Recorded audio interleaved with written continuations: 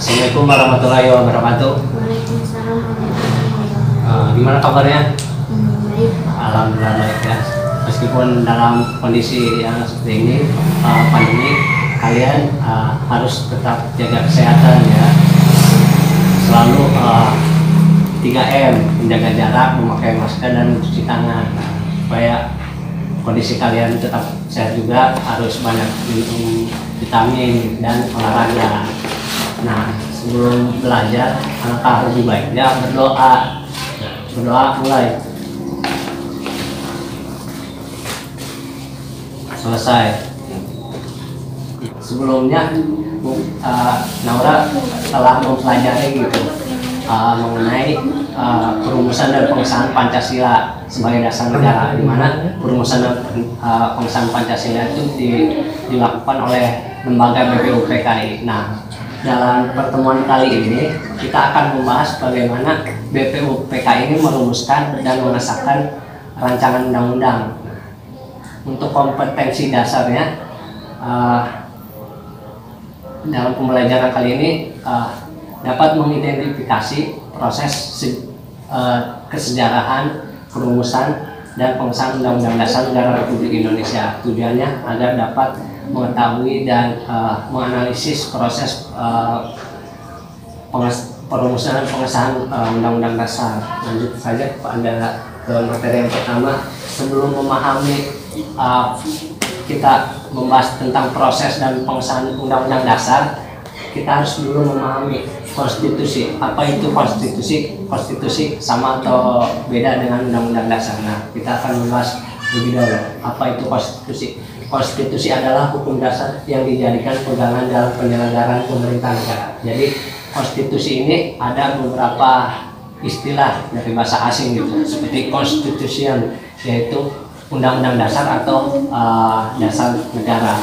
Nah, jadi konstitusi ini bukan dibuat oleh lembaga biasa gitu, tetapi dibuat oleh lembaga yang memang memiliki kedudukan tinggi di dalam suatu tatanan hukum negara, sehingga dengan demikian gitu tidak ada peraturan di bawahnya bertentangan dengan konstitusi tersebut. Nah, selanjutnya kita pahami dulu apa itu setelah memahami konstitusi, kita memahami apa itu undang-undang dasar. Nah, undang-undang dasar adalah naskah yang memaparkan rangka dan tugas pokok dari badan-badan pemerintah. Jadi undang-undang dasar adalah naskah-naskah yang mengatur tentang badan-badan pemerintah, badan pemerintah atau lembaga pemerintah, dari tugas pokok sampai fungsinya, sampai mengatur tentang hak-hak kita sebagai warga negara.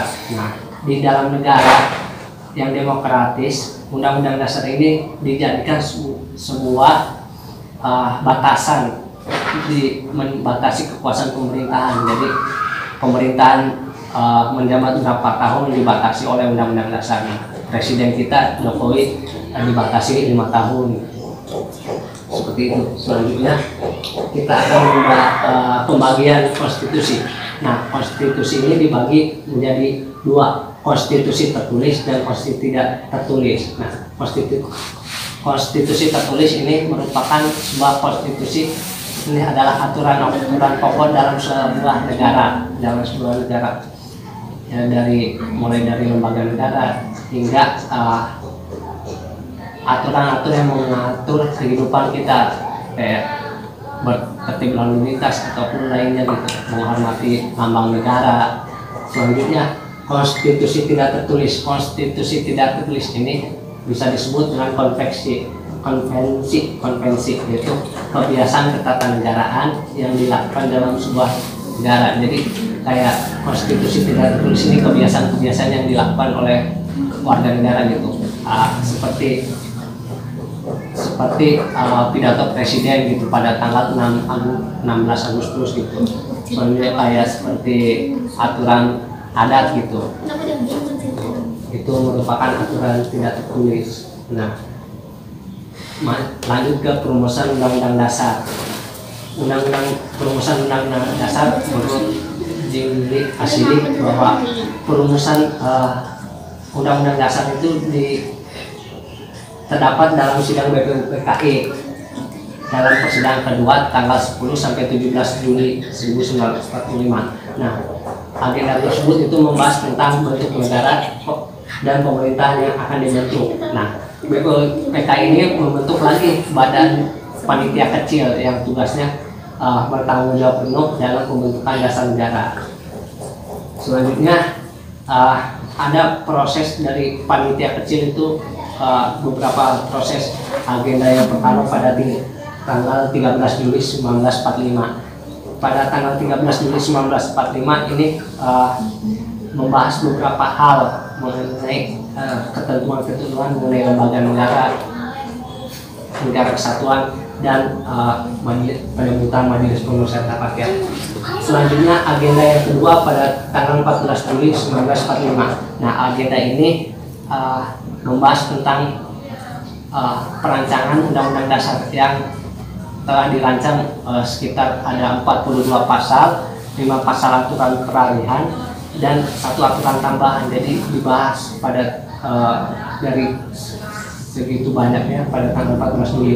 Selanjutnya agenda yang ketiga yaitu agenda yang ketiga pada tanggal 15 Juli 1945. Agenda ini mencoba Insinyur Soekarno memaparkan apa yang telah dibuatnya pada tanggal 14 Juli. Jadi maksudnya tanggal 15 Juli ini Soekarno menyampaikan maksud dan tujuan setiap pasal, tujuannya seperti apa, latar belakangnya apa, pasal-pasal tersebut. Selanjutnya agenda yang ke-6, 16 Juli 1945, di mana tanggal 16 Juli ini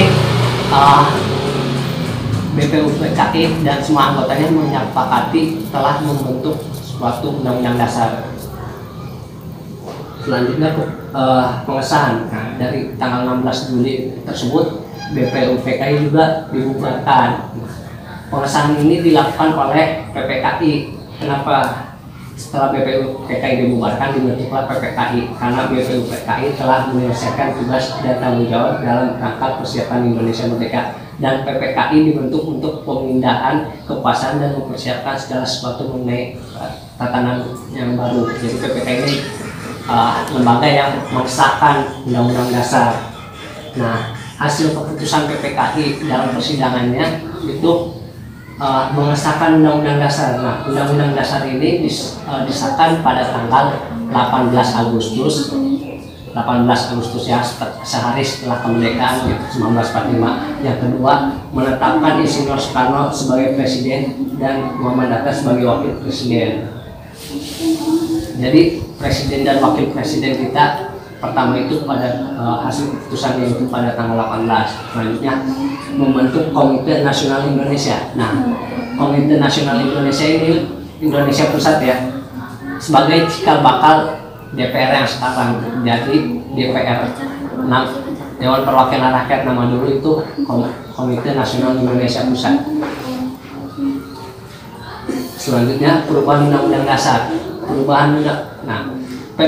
PPKI ini memang mengesahkan dan merubah apa yang telah disepakati pada persidangan kedua BPUPKI. Nah, perubahan itu yang dilakukan oleh PPKI ada 4. Yang pertama, kata mukadimah diganti kata pembukaan.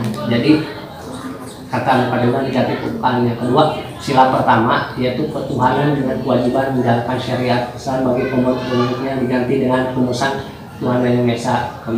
4, perubahan pasal 6 mengenai yang beragama Islam. Terus keempat juga pasal 28 negara berdasar atas ketuhanan dengan. Nah, hasil perubahan ini kenapa dirubah? Karena negara Indonesia negara yang majemuk, jadi berbeda-beda suku, agama, lain.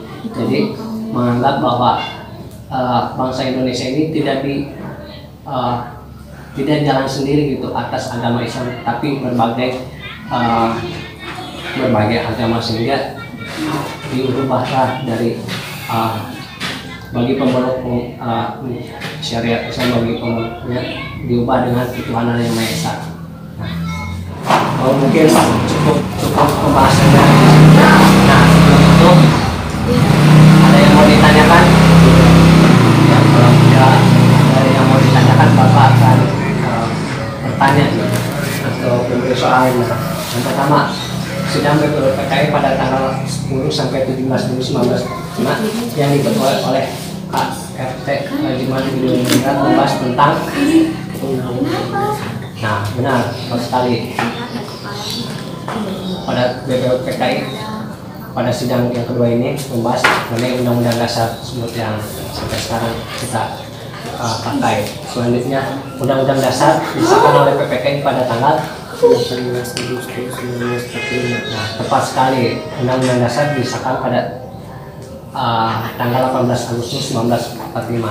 Mungkin kalau memang tidak ada pertanyaan, Bapak cukupkan dan mau memberi kesimpulan atau tidak? Tidak.